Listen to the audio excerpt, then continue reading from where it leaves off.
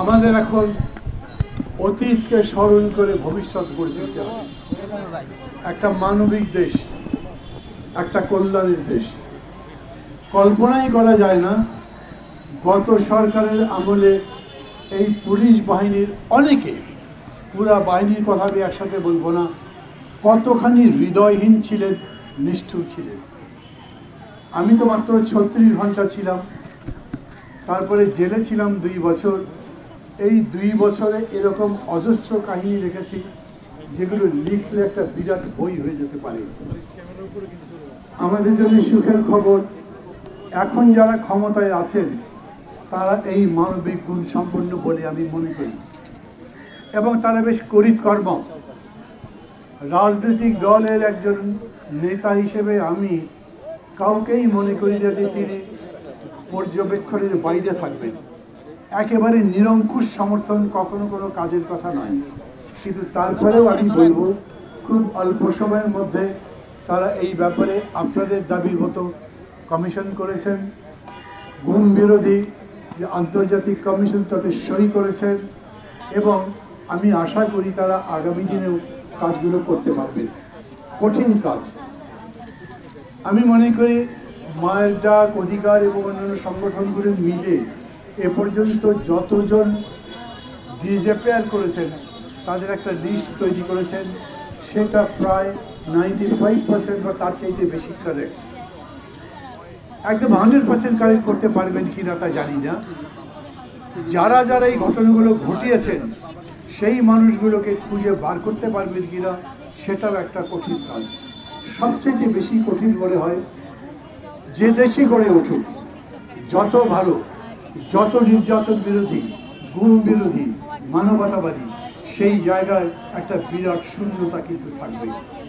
যারা এখানে দাঁড়িয়েছেন তারা তো দাঁড়িয়েছেন, অনেকে এখানে নাই এখন।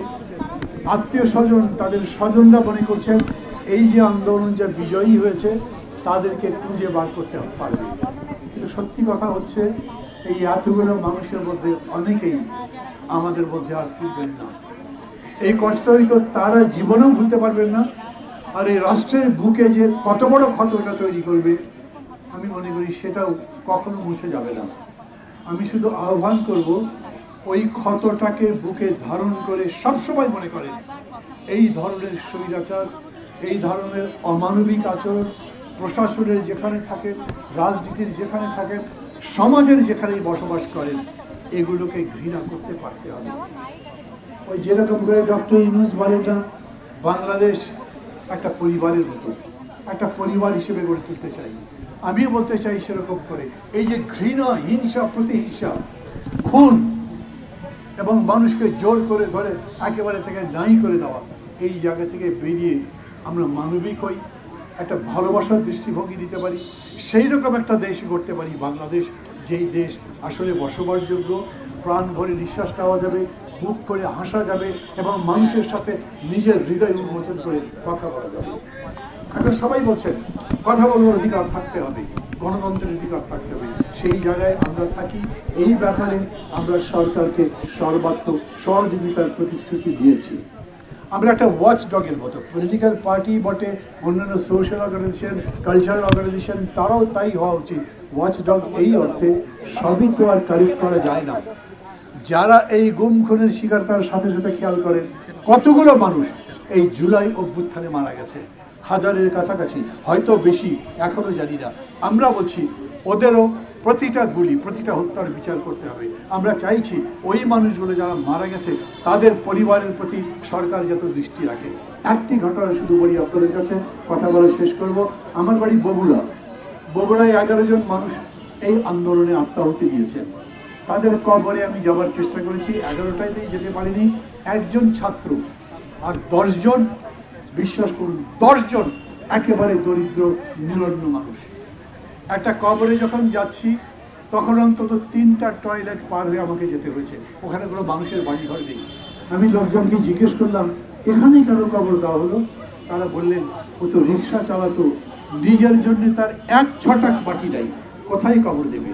লাশ আটবার পরে সবাই কাঁদছে, আর কান্নার মধ্যে তার ছেলেরা বলছে একটা মাটির ব্যবস্থা করে যাতে তার কবর দেওয়া যায়। আমি বলছি ওই মানুষগুলোর কাছে সরকারে যেতে হবে, আমাদেরও যেতে হবে। উন্নত বাংলাদেশ গড়তে চাইছি, নতুন বাংলাদেশ গড়তে চাইছি, এই সমস্ত মানুষকেও যাতে আমরা সেই বাংলাদেশের অন্তর্গত করতে পারি, সেটাই আমাদের আজকের শপথ। গুম প্রতিরোধ দিবসে নিশ্চয়ই এখন গুম প্রতিরোধ ঠিক বলবো না, কিন্তু এই ধরনের ঘটনা যেন আর না ঘটতে পারে তার জন্য যেমন সজাগ থাকবো, তার সাথে সাথে আমি যে কথাগুলো বললাম একটা মানবিক রাষ্ট্র গড়বার জন্য আমরা সবাই মিলে চেষ্টা করতে থাকি।